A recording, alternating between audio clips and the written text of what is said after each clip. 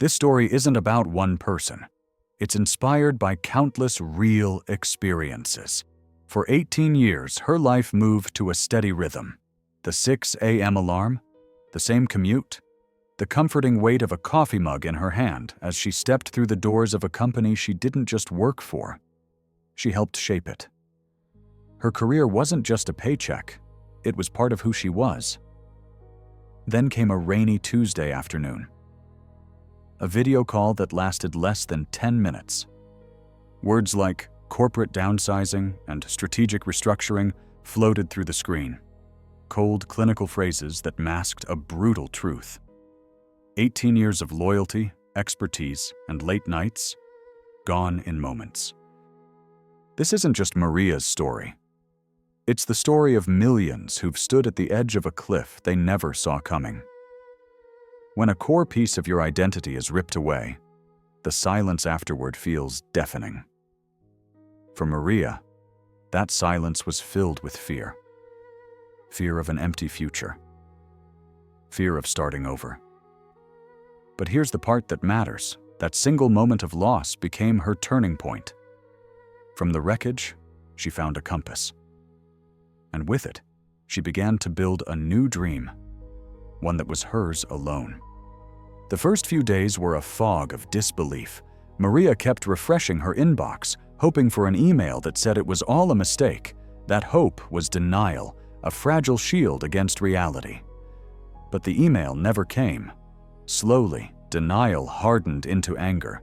Anger at how impersonal it all was. At the executives who spoke in rehearsed tones of sympathy.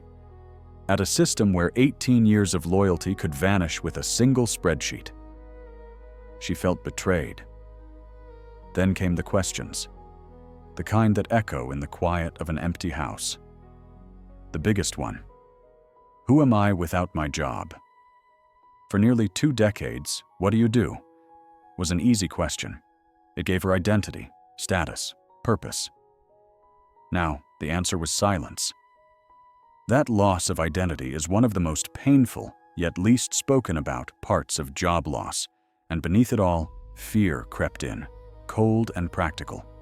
The mortgage, the car payments, the future that once felt solid now seemed as fragile as glass. Financial strain doesn't just hurt your wallet, it amplifies every other emotion until it feels unbearable. So Maria did what everyone says you should do. She polished her resume, updated LinkedIn, and threw herself into the hunt like it was her new full-time job. Applications, 10, then 50, then 100. Tailored cover letters. Networking calls.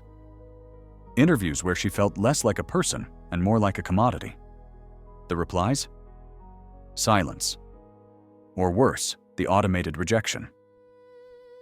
While your qualifications are impressive, we've decided to move forward with other candidates. Each one stung, not as a business decision, but as a judgment on her worth. What was supposed to be a solution became a source of relentless stress and anxiety. Weeks blurred into months. The anger faded, replaced by a heavy, low-grade sadness that clung to her like the damp chill of that Tuesday afternoon. Job loss isn't just a financial blow, it's a mental health crisis. Studies show it can spike depression and anxiety, and Maria was living proof. She felt like a failure, exhausted, at her breaking point. One afternoon, worn down and out of options, Maria drove to a small park by the river. She didn't have a plan. She just needed to escape the 4 walls of her house, which had begun to feel like a prison built from her own sense of failure. She found a cold stone bench and sat, staring at the water. The river was swollen from recent rains, rushing fast and strong. She watched how the current moved. It met obstacles, a boulder, a fallen tree, a sharp bend in the bank. And then she noticed something quietly profound. The river didn't fight. It didn't waste its strength trying to smash through the barriers. It simply flowed around them. Where the path was blocked, it found another. Its power wasn't in brute force, but in its ability to adapt and keep moving forward. In that moment, something inside her shifted. For months, Maria had been fighting, trying to bulldoze her way back into the life she'd lost, resisting reality with every ounce of energy she had left, and it was exhausting her. She looked at the river again and asked herself a different question. Not, how do I get my old life back? But, what if I stopped fighting? Acceptance isn't surrender. It's not about liking what happened. It's about opening the door to move forward. What if fear wasn't a wall to break through, but a current to guide her? Fear, she realized, was energy. It pointed to what mattered most, what she was afraid to lose. What if she could use that energy, not to resist, but to navigate? On that bench by the river, Maria made a decision. She wouldn't fight the current anymore. She would learn to flow with it. When Maria drove home from the river, she didn't have all the answers, but she had something she hadn't felt in months. Direction. She wasn't chasing a job anymore. She was chasing a purpose, built from the skills she already had. And that shift changed everything. Here's the blueprint she created, not to find a job, but to build her own path. Step 1. Inventory, not resume. Instead of listing job titles and bullet points, Maria asked herself, after 18 years, what do I truly know how to do? The answers surprised her. She had managed multi-million-dollar projects, streamlined broken processes, and mentored teams to success. Her value wasn't a title, it was a toolkit of marketable skills. She wrote them down: operational efficiency, supply chain logistics, team leadership, crisis management. This is a powerful insight for anyone starting over. Your experience is more than a job description. It's leverage. Step 2. A one-page plan. No 50-page business proposal. Just 3 questions. What service will I offer? Consulting in operational efficiency for small and mid-sized businesses. Who is my ideal client? Companies struggling to scale without breaking their systems. What's my starting offer? A 90-day efficiency audit for a flat fee. That simple plan turned a vague dream into a concrete starting point. Step 3. Make it real, without breaking the bank. Maria registered her business as an LLC online in under an hour. She built a clean, one-page website using a simple builder. She designed a logo and business cards with a free tool. No fancy office, no expensive software, just the essentials to look professional and be reachable. Modern tools make this easier than ever. Step 4. Find the first client, through connection, not desperation. Maria didn't beg for a job. She reached out to 3 trusted former colleagues. I've started my own consulting practice focused on operational efficiency. I'm offering a free 1-hour consultation to a few companies to build my portfolio. Do you know anyone who might find that valuable? It felt different. She was offering value, not asking for a favor. Within a week, one conversation led to her first paid project. It wasn't huge, but it was proof. Proof that she could do this. Step 5. Reframe the mindset. Every no became data.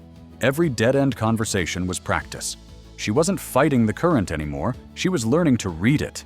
That shift from fear to fuel was the most important step of all. Maria was building resilience, one small action at a time. A year later, Maria's life looked nothing like it did before. She wasn't a high-level executive anymore. She was the founder and the only employee of her own consulting business. She had 3 steady clients and a handful of smaller projects. Her income wasn't what it used to be, not yet. But it was growing. More importantly, she had something her old job could never give her: control. She chose the projects she wanted. She set her own hours. She worked from a home office overlooking her garden, where the morning light spilled across her desk. The crushing anxiety of those early months had been replaced by a quiet confidence, the kind that comes from facing your greatest fear and surviving. Maria's story is proof that reinvention is possible at any stage. Research backs this up. 82% of workers who attempt a career change after 45 succeed. Maria became part of that silent majority, turning a moment of crisis into a catalyst for transformation. Her 18-year career ended in minutes, but that ending wasn't a period. It was a comma, a pause before the most meaningful chapter of her professional life began. She didn't conquer the river of fear. She learned to navigate its currents, and in doing so, she discovered a strength she never knew she had. Maria's story isn't just about one woman finding a new job. It's a roadmap for anyone who's ever felt the ground shift beneath their feet. It's proof that security doesn't have to come from a company. It can come from within. The end of a job, a career, or even a chapter of your life isn't the end of your story. It's the beginning of the next one. Your skills, your experience, your resilience, they're yours. No downsizing can take them away. They're the raw materials for building your next dream. If Maria's journey inspired you, share it with someone who needs hope today. Reinvention can feel lonely, but you're not alone. So let's walk this path together.